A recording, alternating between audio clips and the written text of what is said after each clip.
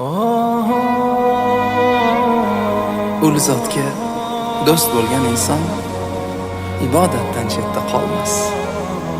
Bu lazzatdan, bu izzatdan, bu shavkatdan chetda qolmas. Namoz Allohla suhbatdir. Namozdir mo'minga me'roj. Bilki, iymoni bor inson saodatdan chetda qolmas.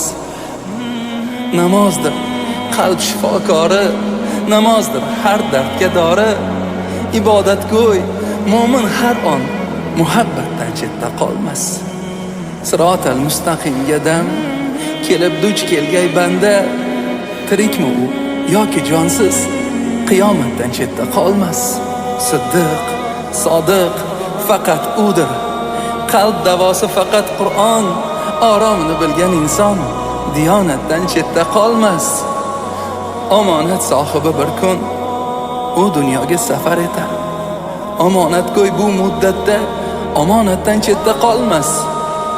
Kim namozga beparvodir, kimga esa jon ozig'i, har kunida haqdan ato, adolatdan chetda qolmas. Odam ato yaralgan kun muqaddasdir banda uchun. Har jumada asl mo'min jamoatdan chetda qolmas. Toki vujud jon bordir, ibodatga bo'yin egil va bundagi ushbu jon ruh shafoatdan chetda qolmas.